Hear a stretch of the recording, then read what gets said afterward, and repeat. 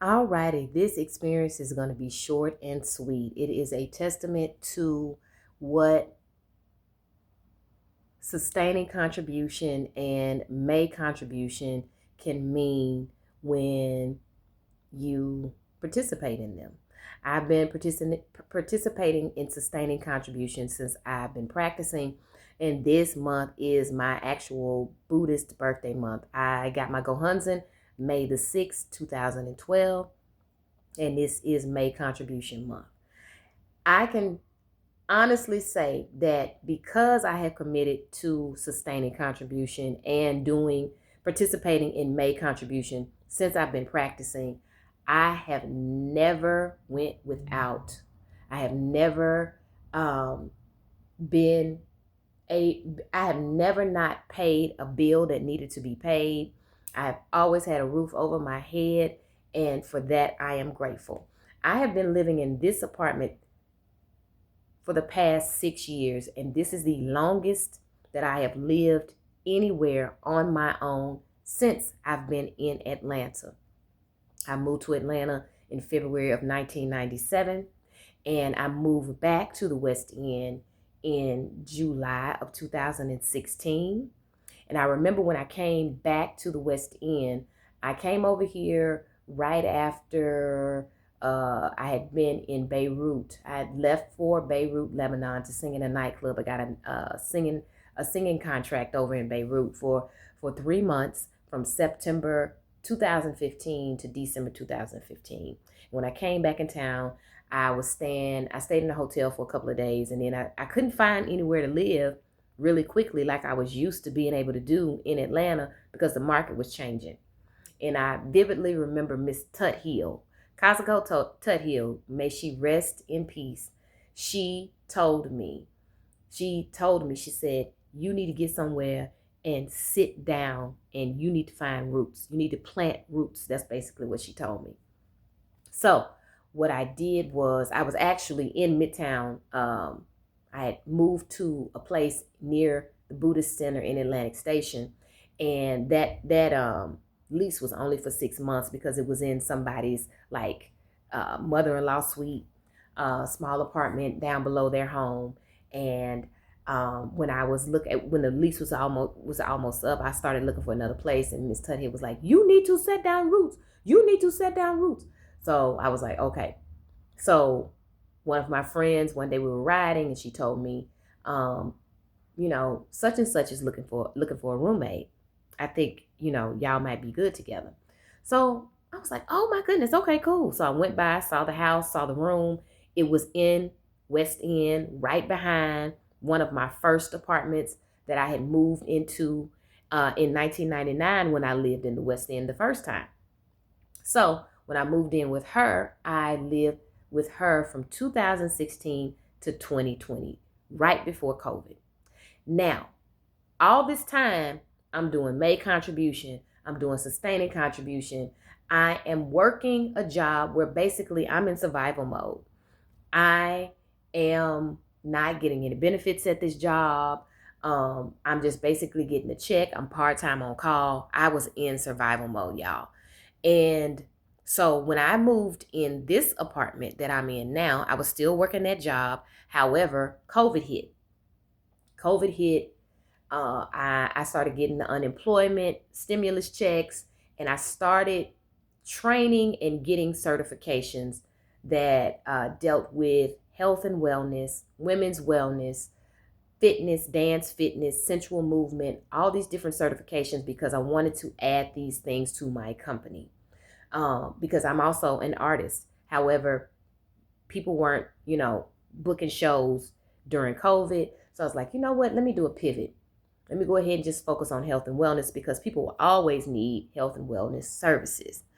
Fast forward to 2024. I decided that I was going to leave my job that I was working part-time on call for because the company, they just weren't as beneficial to me as they were in the beginning. So I did a stint where I worked for a small Black-owned business, a juice bar. That was fine. That was dandy. However, it was not enough for what I needed to take care of myself and my economic self-care needs. So I decided, I said, you know what? I'm going to go back to the airport because I moved here 29 years ago to be a flight attendant. And I know the airport is not going out of business. People going to always travel and people are always going to need something to eat. So I ended up getting a job in a restaurant at the airport. But my goal was to get in the lounges. One of the lounges in the airport, it didn't matter which one, but I know I needed to be in the lounges so that I could be paid well, I could get benefits, I could be able to eat a meal if I didn't want to cook at home, and also the clients that are coming in and out of the lounges, I could build a relationship with those clients, and this could turn into long-term success for my business. I worked at that restaurant in the airport for 14 months. And when I first started at that restaurant, I actually took a leave of absence for 3 months after 3 months of working there so I could have my surgery to remove fibroids. Fast forward to me coming back after my recovery and doing the job. They said that they were getting ready to shut down some of the business in the restaurant, or the volume was going to be slow. So I was not going to be able to work as much as I needed to because they were renovating the Delta Sky Club, which made me remember my reason for coming back into the airport. Fast forward to December 2025. I saw someone that came in the restaurant that I knew. They were actually working in the Delta Sky Club. And when they told me how much money they were making and, the hours they were working, I was like, okay, let me go fill out this application. And so, now what you have to do is scan a QR code, do the link, do the application at home, technology. Much different from what I'm used to. However, the process still works. I scanned the QR code, filled out the application, emailed the person that gave me the information to do so after I did so, and ended up getting the job. I started working February 11th. Turns out that the lounge that I got hired for is the highest paid lounge in the airport, and it is the largest lounge in the United States at the world's busiest airport. So that is a testament of me doing sustaining contribution and contributing to May contribution. Also, this job has great benefits. I have 401k, I have dental benefits, which I didn't have with the other job.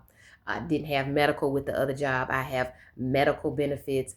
I have short-term disability. I also am able to pay my rent on time, which I was not able to do that for about 2 years straight. I was struggling to pay my rent. Now I can pay my rent on time. And it's nothing like being able to wake up knowing that the bills are paid and I have money going into a savings account. So this is my experience. And of course, I'm still doing my human revolution. There's still some more determinations that I am working on. And yeah, thank you for letting me give my experience. I hope this helps somebody. All right, y'all. See you later. Peace.